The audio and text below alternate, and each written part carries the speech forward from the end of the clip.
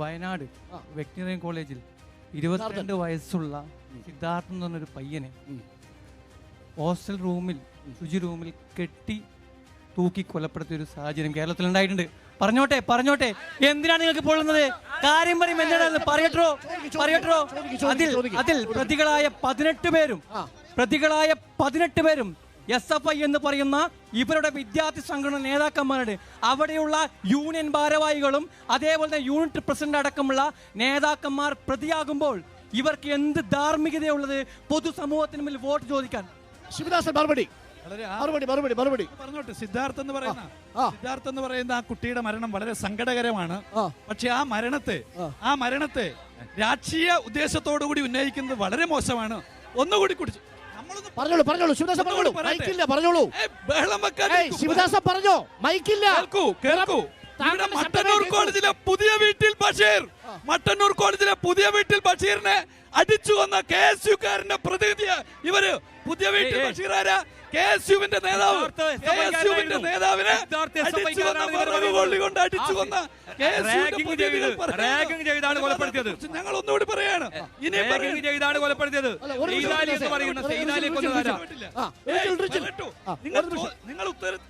നിങ്ങൾ ഉത്തരത്തിനല്ലേ ചോദിച്ചത്? അറിയാൻ അനുവദിക്കൂ സുഹൃത്തെ. മട്ടന്നൂർ കോളേജിലെ പുതിയ വീട്ടിൽ ബഷീറിനെ വിറക് കൊള്ളി കൊണ്ട് അടിച്ചു കൊന്നതിലെ പ്രതികളാണ് ഇവിടെയുള്ള KSUവിന്റെ ആളുകൾ. പട്ടാമ്പി കോളേജിലെ സെയ്താലിയെ കൊന്ന ശങ്കരനാരായണൻ MLA ആക്കിയ പാർട്ടിയാണ് CPM. ഒരു നിമിഷം നമുക്ക് അതിലേക്ക് പോകേണ്ട നിർഭാഗ്യകരമായ സംഭവമാണ്. അതിന് ശിവദാസൻ മറുപടി പറഞ്ഞു, താങ്കളുടെ ചോദ്യവും കേട്ടു. ഒരു നിമിഷം പറഞ്ഞോ. ചോദിച്ചോ. ഒരു ചോദ്യം ഒരു നിമിഷം. ഇപ്പോ ഈ ഒരു പ്രതിനിധി പറഞ്ഞ ചോദ്യത്തിന്റെ ഉത്തരമാണ് പറയുന്നത്. നമ്മളെ ഇടുക്കി കോളേജിൽ നിന്ന് യൂത്ത് കോൺഗ്രസിന്റെ സംസ്ഥാന സെക്രട്ടറി നിതിൻ പൈലി ചെറുപ്പക്കാരനെ രാഷ്ട്രീയ കൊലപാതകത്തിൽ ഈ വിഷയത്തിലേക്ക് വരും. അതൊന്നും വേണ്ട. ഒരു വിളിപ്പാട് അങ്ങനെയുള്ള ബ്രണ്ണം കോളേജില് അഷ്റഫ് എന്ന് പറഞ്ഞ ആദ്യത്തെ ക്യാമ്പസ് രക്തസാക്ഷിനെ കൊന്ന ആരാണ്? ചരിത്രത്തിലേക്ക് പോകരുത്. ഈ ചോദ്യം ഞാൻ പറയട്ടെ. സുരേഷ് ഗോപിയുടെ ആരും ചോദിക്കാനുണ്ടല്ലോ. സുരേഷ് ഗോപിന്റെ ഒരു കാര്യം ചോദിക്കാനുണ്ട്. ലൂർദ് പള്ളിയില് ഈ ചെമ്പ് കൊടുത്ത് ജനങ്ങളെ പറ്റിക്കുന്ന പരിപാടി BJPക്ക് പണ്ടേ ഉണ്ടോ? ഒരു കാര്യങ്ങളുണ്ട്, പിടിച്ചുകൊണ്ടോല്ല. ഇതിന്റെ ഉത്തരം കൃത്യമായി മറുപടി പറയണോ? അതേപോലെ തന്നെ അനക്ക് ചോദിക്കാനുള്ള വേറൊരു ചോദ്യം വെച്ചാല് RSSന്റെ കാവൽ എന്ന സുധാകരനാണോ BJP വോട്ട് ചെയ്യുക, അതല്ലെങ്കിൽ 2 ദിവസം മുമ്പ് വന്ന അതിനകത്തൊരു മറുപടി ഉണ്ട്.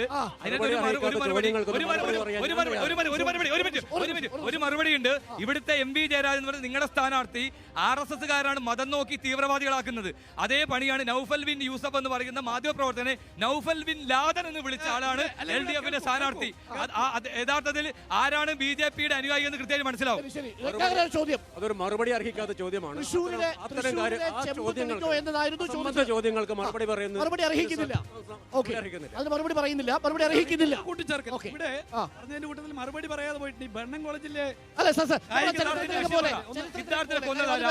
വേറെ വിഷയമാണ്.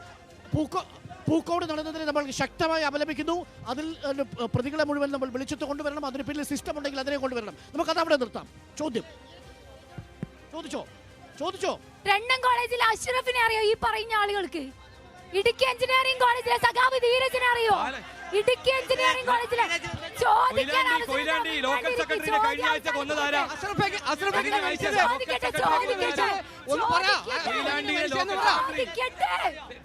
പട്ടാമ്പിയിലെ സെയ്താലിയെ കൊന്ന ആബുവൻ ബാലുശ്ശേരി MLA ആയി